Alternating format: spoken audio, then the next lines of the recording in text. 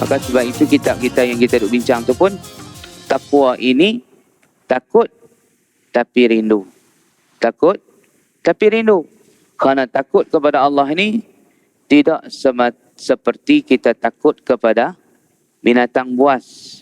Takut kepada samsing. Orang yang samsing, tidak. Kita melarikan diri, menjauhkan diri. Tapi takut kepada Allah, kita kena mendekatkan diri kita kepada Allah Subhanahu Wa Taala. Jadi perbezaan. Bismillahirrahmanirrahim.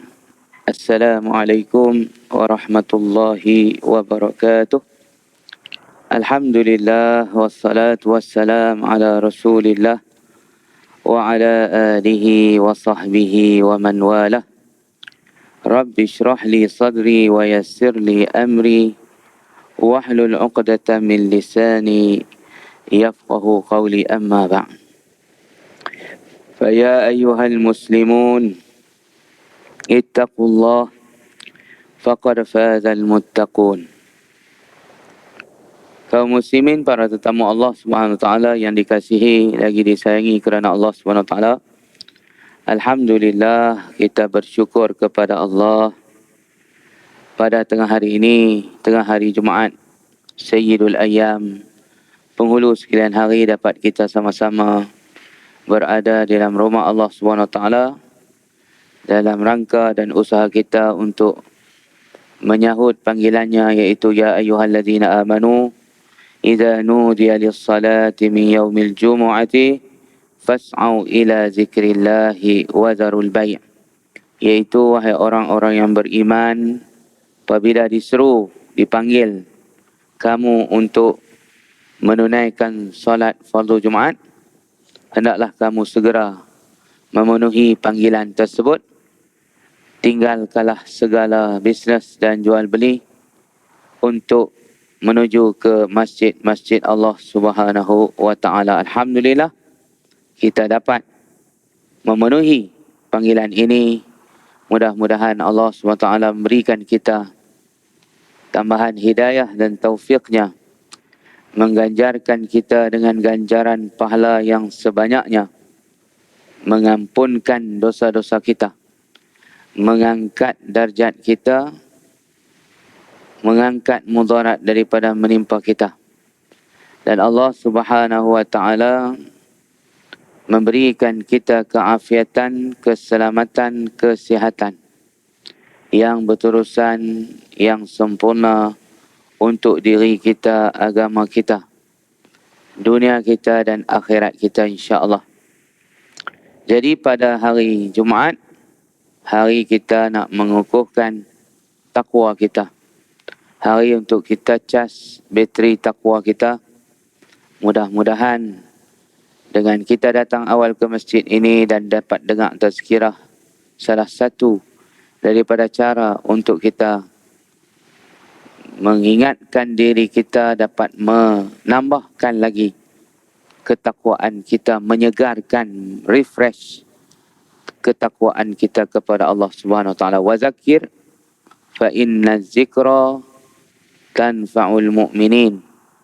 Berilah peringatan, sesungguhnya dengan peringatan itu dapat memberi faedah dan manfaat kepada orang-orang yang beriman. Maka tuan-tuan yang dirahmati Allah Ta'ala sekalian, dalam pertemuan kita di bulan lalu, kita dah cerita tentang matlamat ketakwaan itu. Ialah yang pertama, untuk kita dapat melaksanakan ketaatan kepada Allah Subhanahu Wa Taala. Dengan takwa itulah kita dapat melaksanakan ketaatan kepada Allah Subhanahu Wa Taala. Yang kedua ialah dapat meninggalkan maksiat dan durhaka kepada Allah Subhanahu Wa Taala. Dengan ajarnya sifat takwa dalam hati sanubari kita dan diri kita, dengan demikian dapat meninggalkan segala maksiat, dapat meninggalkan segala kedurhakaan dan kemurkaan Allah SWT. Jadi kita rasa bimbang, takut dengan kemurkaan dari Allah Subhanahu Wa Taala. Sebab itulah Satu yang amat penting ialah rasa takut yang ada dalam diri kita itulah yang menjana ketakwaan. Sebab itulah dalam banyak tafsir bila disebutkan bertakwa kepada Allah, selalunya kita dalam bahasa Melayu kita tafsirkan sebagai takutlah kepada Allah. Maka sebab itu kitab kita yang kita duk bincang tu pun, takwa ini takut tapi rindu. Takut tapi rindu. Kerana takut kepada Allah ini tidak seperti kita takut kepada binatang buas. Takut kepada samsing. Orang yang samsing, tidak. Kita melarikan diri, menjauhkan diri.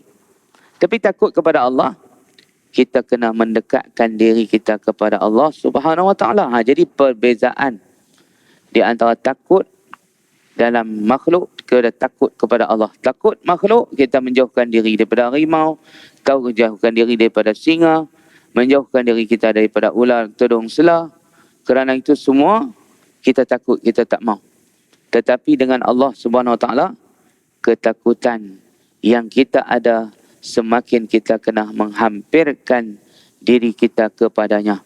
Sebab itulah orang yang menghampirkan diri kepada Allah dengan rasa takut, dengan rasa harap, mereka akan dapat keampunan dari Allah. Mereka akan dapat pahala yang besar daripada Allah Subhanahu Wa Taala. Ini disebutkan dalam surah Al-Mulk yang selalu kita baca tiap-tiap malam sebelum kita tidur di malam hari, sebagai satu daripada amalan kita supaya kita selamat daripada fitnah kubur, selamat daripada azab kubur. Di dalam surah Al-Mulk itu, surah kerajaan. Al-Mulk maknanya kerajaan, kerajaan Allah.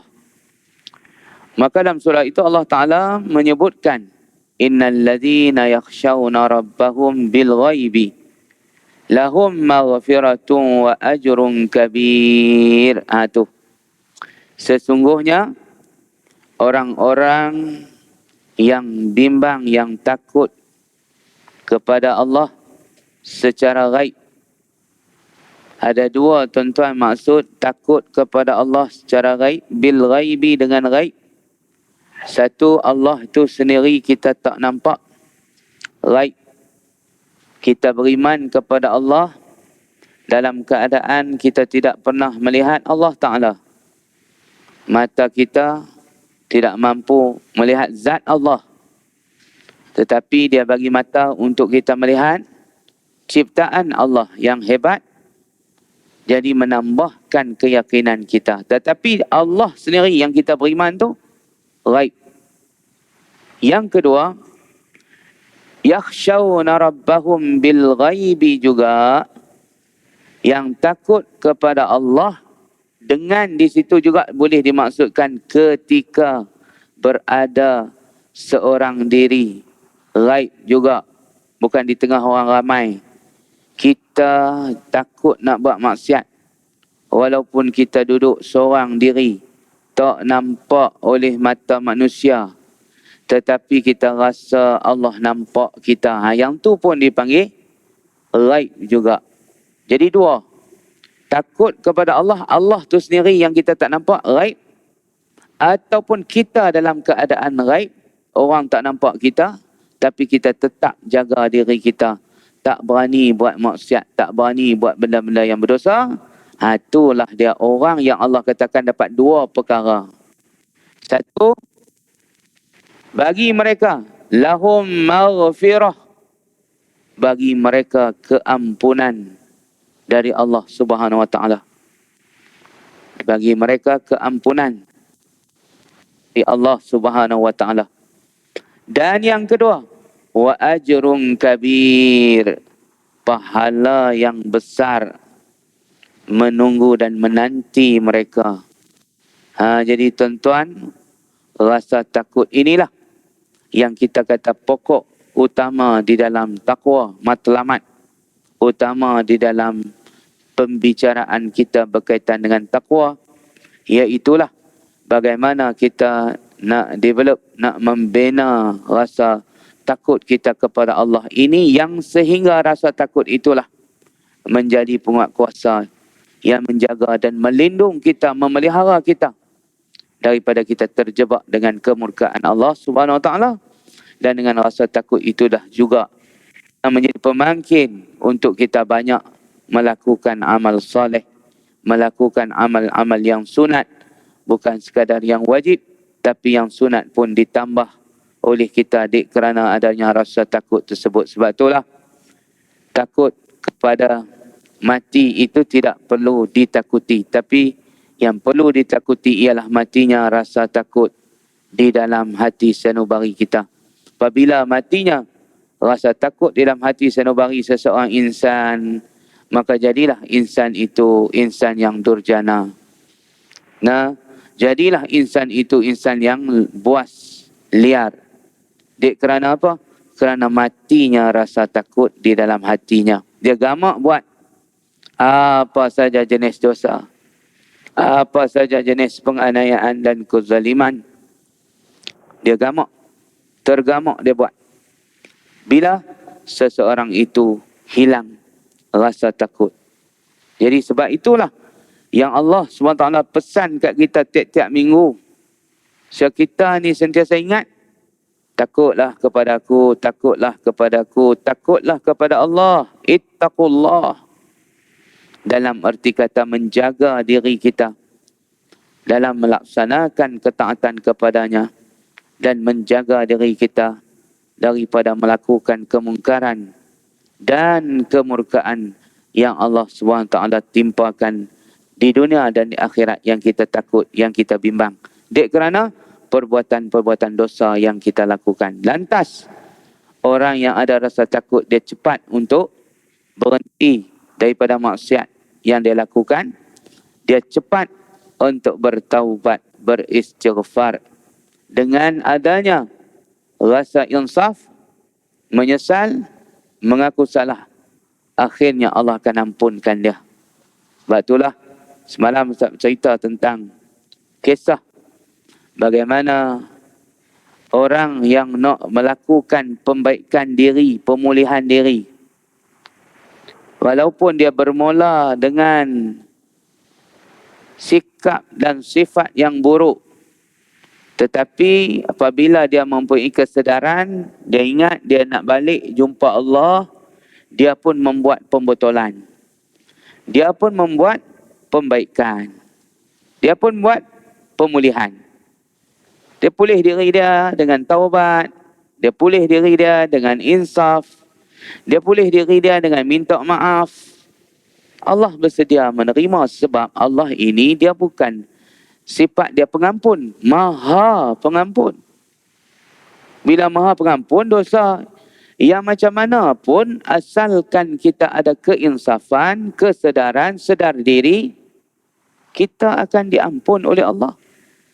Sebab itulah Allah menyebut dalam satu hadis qudsi, ana inda dhanni abdi bi, aku di atas sangkaan hambaku kepadaku.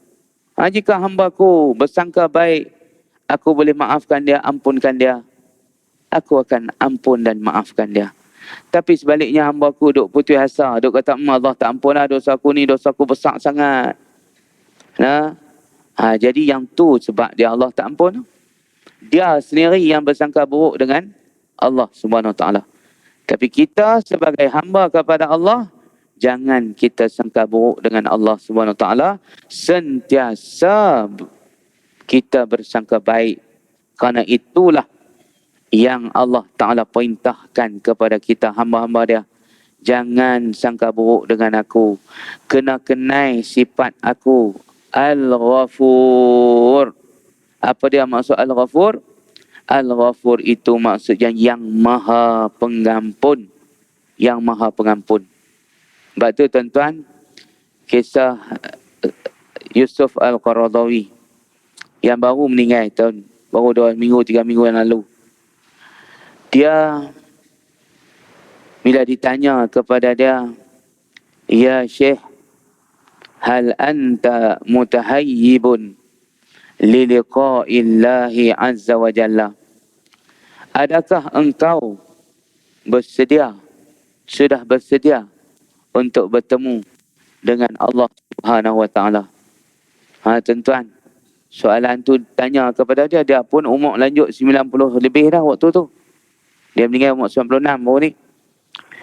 Jadi ditanya kepada soalan dia tentang bersediakah nak berjumpa dengan Allah Ta'ala, dia yang ulama besar pun menangis. Dia kata, aku dosa banyak, aku buat salah banyak, aku minta ampun, minta maaf pada seluruh manusia yang pernah aku singgung, yang pernah aku menyebabkan mereka terasa hati dengan aku punya ucapan, dengan aku punya ceramah. Dia kata, minta ampun secara langsung dalam rancangan tersebut. Nah, dan yang kedua dia kata, aku berharap kepada rahmat Allah, iaitu bekal aku, dia bawa mai satu ayat, iaitu ayat apa? Nabbi ibadi anni anal ghafurur rahim wa anna azabi huwal azabun alim. Dia pegang ayat tu, dia kata. Dia hurai balik kepada pengacara yang tanya dia tu. Dia kata kalau kita renung balik ayat ni, dia menjadikan kita berasa tenang, damai dan bersedia, dia kata, untuk bertemu dengan Allah. Pasal apa? Sebab ayat tu Allah Ta'ala mensifatkan diri dia, menamakan diri dia dengan nama rasmi dia, iaitu Maha Pengampun. Apabila Allah kata Nabbi ibadi, tolong beritakan kepada hamba-hambaku, wahai Muhammad, tolong beritakan kepada hamba-hambaku, sampaikan berita baik kepada hamba-hambaku, anni, sesungguhnya aku, anal ghafurur rahim, Tuhan yang bernama Maha Pengampun. Tuhan Al tu makna nama rasmi dia. Nama rasmi Allah Al-Ghafur Ar-Rahim. Tolong bagi tahu kat depa nama rasmi aku. Aku nisbahkan diriku, zat aku, kepada pengampun, Maha Pengampun. Yang tu Yusuf Qaradawi kata, aku harap dia ampun akulah. Aku harap Tuhan ampunkan, walau aku dosa banyak, walaupun aku salah banyak, aku ni pendosa, dia kata. Tapi aku harap dengan ayat ni, aku harap dia ampunkan. Sebab dia suruh bagi tahu kat kita semua hamba-hamba dia, jangan takut nak jumpa dia. Sebab dia adalah Tuhan yang bersifat, yang bernama rasmi. Nama rasmi dia apa dia? Dia menamakan diri dia Tuhan yang Maha Pengampun, Tuhan yang Maha Penyayang, Pengasih. Tapi bila dia sebut azab, wa anna azabi, dan bagi tahu juga kepada hamba-hambaku bahawasanya azabku, azab yang pedih. Yusuf Qaradawi, tuan-tuan, dia alim, dia tahu bahasa tu. Dia kata, tengok, bila Allah sebut tentang azab, Allah tak menyatakan nama dia sebagai Tuhan yang Maha Pengazab. Dia hanya menyatakan azabku, perbuatanku saja. Dia tak namakan diri dia dengan Tuhan Al-Mu'azzib, Tuhan yang Maha Pengazab. Tuan-tuan carilah dalam nama Asma'ul Husna 99. Tak ada nama Tuhan yang Maha Pengazab ni, tak ada. Dia tak mau nama dia tu resmi sebagai Tuhan Pengazab tu, dia tak mau. Tu Yusuf Qaradawi, tuan-tuan, dia buka lampu kat kita. Kita duk baca ayat tu tapi kita tak nampak. Dia tolong buka bagi kita nampak. Dia kata, di situlah dia kata yang aku berasa bersedia tu. Bila dengar ayat tersebut, damai hati, jiwa jadi tenang dan tenteram. Bila dia kenal Tuhan, tuan-tuan, dia kenal ayat-ayat Allah, dia faham ayat-ayat Allah. Dia kata, cuba kita renung tengok betapa Allah ni, dia tak mau nisbah diri dia sebagai Tuhan Maha Pengazab. Dia hanya sebut azabku, azab yang pedih. Dan azabku, azab yang pedih. Tapi bila dia sebut nama dia pengampun, Maha Pengampun, Maha Penyayang, dia nisbahkan rasmi. Al di situ alif lam ma'rifah yang menunjukkan Allah Ta'ala nama khas Allah. Al-Ghafur tu nama khas dia. Tapi mengazab itu bukan nama khas Allah. Hanya satu sifat atau satu perbuatan saja. Bukan nama rasmi. Jadi tuan-tuan, dengan dia faham ayat tu, dia kata, aku harap mudah-mudahan Allah Subhanahu Wa Ta'ala mengampunkan aku dan aku gembira nak bertemu dengan Allah Subhanahu Wa Ta'ala. Yang kedua, tuan-tuan, orang duk doa kat dia bagi panjang umur ketika dia duduk di atas katil sedang menunggu ajal. Anak-anak murid dia doa. Dia tegur. Dia kata, jangan doa macam tu kepadaku. Letih. Aku pun letih. Kamu pun letih. Sebab apa letih?